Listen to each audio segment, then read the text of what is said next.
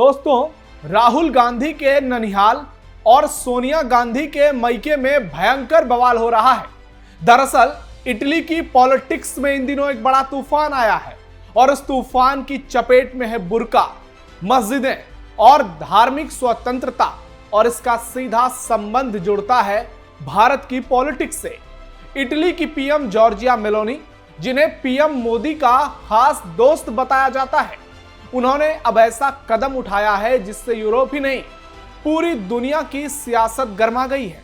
Meloni सरकार देश भर में बुर्का और नकाब पर प्रतिबंध लगाने जा रही है, यानी इटली में बुर्का बैन, स्कूल, ऑफिस, दुकानें, हर पब्लिक प्लेस पर चेहरा ढकना अब जुर्म माना जाएगा।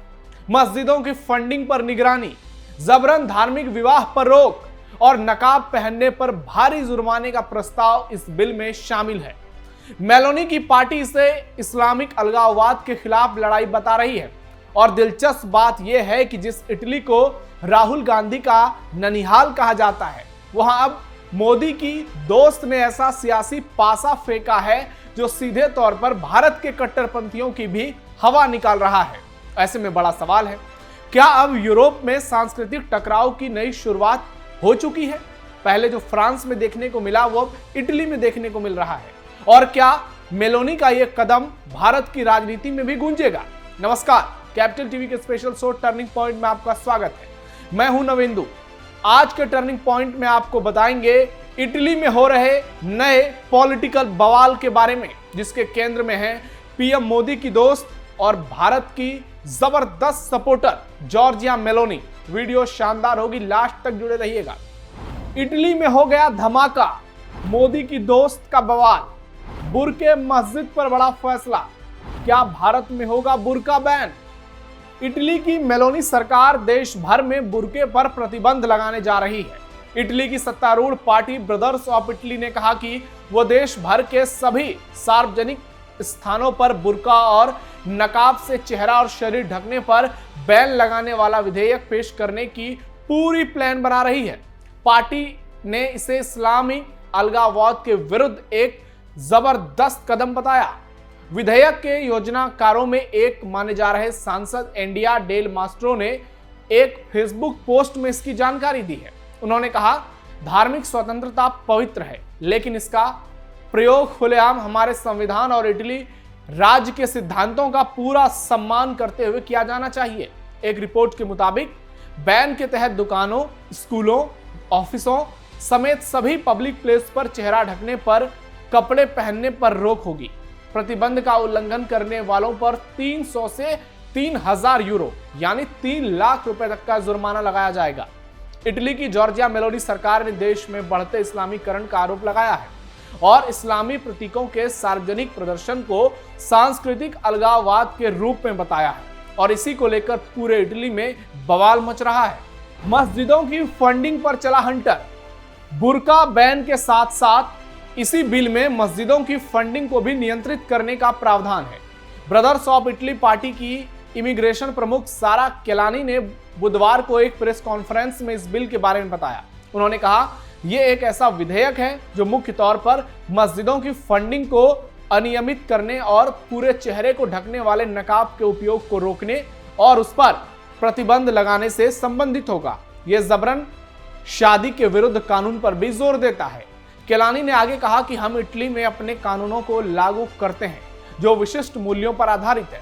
डेल मास्ट्रो ने कहा कि इटली ने फ्रांस से प्रेरणा ली है, जो 2011 में बुर्के पर बैन लगाने वाला पहला यूरोपीय देश था। इसके बाद बेल्जियम, डेनमार्क, स्विट्जरलैंड और यूरोप के कई देशों ने इस पहल की शुरुआत की।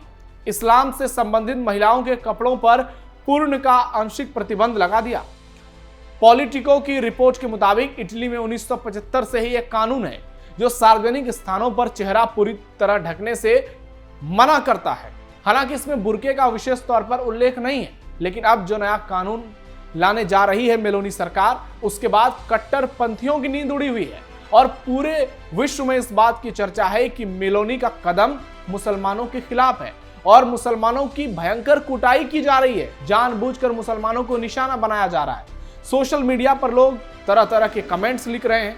कोई मेलोनी की जमकर तारीफ कर रहा है, तो कोई कह रहा है कि पीएम मोदी की संगत का असर जॉर्जिया मेलोनी पर दिख रहा है और इसका असर भारत में भी देखने को मिल सकता है। फ्रांस के बाद इटली करेगा कमाल। आपको बता दें कि फ्रांस 2011 में पहला यूरोपीय देश बना था जिसने बुर्का पर सार्वजनिक रूप से प्रतिबंध लगाया। इसके बाद Belgium, Austria, Turkey, Tunisia, Sri Lanka और स्विट्जरलैंड समेत 20 से अधिक देशों ने बुर्का या चेहरे को ढकने वाले कपड़ों पर किसी न किसी रूप में पाबंदी लागू कर दी। यूरोपीय मानवाधिकार न्यायालय ने भी इन प्रतिबंधों को जायज ठहराया, ये कहते हुए कि राज्य समाज में एक साथ रहने की भावना को बनाए रखने के लिए ऐसे बैन जरूरी हैं। इटली के कुछ उत्तरी इलाकों में पहले से ही ऐसी पाबंदियां हैं, जैसे लोम्बार्डी इलाका, जहां 2015 से सरकारी इमारतों और अस्पतालों में चेहरा ढककर जाने पर पूरी तरह से रोक है। आपको बता दें कि नया बिल सिर्फ चेहरा ढकने वाले कपड़ों तक सीमित नहीं है, इसमें उन धार्मिक संगठनों पर भी निगरानी की बात कही गई है जो इटली की सरकार के साथ औपचारिक समझौते में नहीं है। फिलहाल इस्लाम को इटली में वैधानिक मान्यता प्राप्त नहीं है, जबकि 13 अन्य धर्मों के पास यह अधिकार है। इसलिए यह बिल मुस्लिम संगठनों को अपने फंडिंग सोर्सेज सार्वजनिक करने और संदिग्ध फाइनेंसरों से दूरी रखने को अनिवार्य करता है। इसके साथ यह कानून वर्जिनिटी टेस्ट कराने वालों पर भी सजा का प्रावधान लाता है और जबरन धार्मिक विवाहों में धार्मिक दबाव को अपराध की श्रेणी में लाता है। फिलहाल इटली की सत्तारूढ़ गठबंधन सरकार के पास संसद में पूर्ण बहुमत है, इसलिए इस बिल के पारित होने की संभावना बेहद मजबूत है। हालांकि सरकार ने अभी इस पर बहस की तारीख तय नहीं की है, लेकिन इटली में माहौल बन गया है कि अब बुर्के पर बैन लगेगा, मस्जिदों पर ताले लगेंगे और जो इस्लामिक कट्टरपंथ को बढ़ावा देगा उस पर भी जबरदस्त एक्शन होगा और इसके लिए मेलोनी सरकार पूरी तरह से तैयार है। क्या भारत में बुर्के पर लगेगा बैन? अब इटली से आते हैं भारत की पॉलिटिक्स पर, जहां आजकल बुर्का का मुद्दा छाया हुआ है। हालांकि भारत में बुर्का बैन होना फिलहाल संभव नहीं लगता, क्योंकि यह बेहद संवेदनशील और विवादास्पद विषय है और भारत एक धर्मनिरपेक्ष यानी सेक्युलर राष्ट्र है, जहां संविधान द्वारा धार्मिक स्वतंत्रता की पूरी गारंटी दी जाती है और इसका नाजायज फायदा कट्टरपंथी उठाते भी हैं। हालांकि कर्नाटक के हिजाब विवाद जैसे मामलों ने यह साफ कर दिया कि धार्मिक पहनावे को लेकर समाज और सियासत में मतभेद लगातार गहराते जा रहे हैं। ऐसे में इटली में जॉर्जिया मेलोनी की सरकार द्वारा बुर्का और नकाब पर प्रस्तावित बैन, मस्जिदों की फंडिंग पर नियंत्रण और जबरन धार्मिक विवाहों पर कठोर कार्रवाई जैसे कदम भारत में नई बहस को जन्म दे सकते हैं। इटली की स्थिति भारत से अलग है, वहां इस्लाम को वैधानिक मान्यता नहीं प्राप्त है, जबकि भारत में इस्लाम दूसरा सबसे बड़ा धर्म है और भारत में मुसलमानों की आबादी दुनिया में दूसरे नंबर पर है। करोड़ों 20 करोड़ से ज्यादा मुसलमान भारत में रहते हैं और ये सभी इस्लाम को मानते हैं, पूरी तरह से मान्यता यहाँ प्राप्त है। लेकिन इटली की घटनाएं भारत के भीतर सांस्कृतिक राष्ट्रवाद और धार्मिक पहचान से जुड़ी बहसों को जरूर हवा देगा। सोशल मीडिया, राजनीतिक भाषण और टीवी डिबेट्स में यह मुद्दा उठने लगा है, खासकर उन लोगों द्वारा जो भारत में समान नागरिक संहिता यानी यूनिफॉर्म सिविल कोड की बात करते हैं, हिजाब पर नियंत्रण या बैन की मांग करते हैं, धार्मिक प्रतीकों के सार्वजनिक प्रदर्शन को नियंत्रित करने की मांग करते हैं। ऐसे में इटली का असर भारत में वैचारिक स्तर पर जरूर महसूस होगा और देखना दिलचस्प होगा क्या भारत में बुर्का बैन संपूर्ण तौर पर इसे लेकर कोई बहस छिड़ती है या नहीं। बिहार चुनाव में बुर्का बैन की मांग पर बवाल। बिहार में विधानसभा चुनाव होने वाले हैं और इसी बीच बीजेपी ने अचानक बुर्का बैन की मांग उठाकर सियासी तापमान बढ़ा दिया है। इससे विपक्षी पार्टी खासकर आरजेडी और कांग्रेस बहुत परेशान है, वो दबाव में है। बीजेपी नेताओं का कहना है कि वोटिंग केंद्रों पर बुर्का पहनकर आने की अनुमति से पहचान छिपाने और फर्जी वोटिंग की आशंका बढ़ती है, इसलिए सुरक्षा के लिहाज से बुर्का पर अस्थायी प्रतिबंध लगाया जाना चाहिए। इस मांग ने चुनावी विमर्श को धार्मिक ध्रुवीकरण की दिशा में मोड़ दिया है, जिसे लेकर आरजेडी और कांग्रेस असहज हो गए हैं। दोनों दल मुस्लिम वोट बैंक को लेकर सतर्क हैं और सीधी प्रतिक्रिया देने से भी बच रहे हैं, क्योंकि वे ना तो धार्मिक स्वतंत्रता का विरोध करना चाहते हैं और ना ही वोटरों के बीच ये संदेश देना चाहते हैं कि वे फर्जीवाड़ा का समर्थन कर रहे हैं। लेकिन बहुत स्मार्टली तेजस्वी और राहुल गांधी वोट जिहाद का समर्थन कर रहे हैं।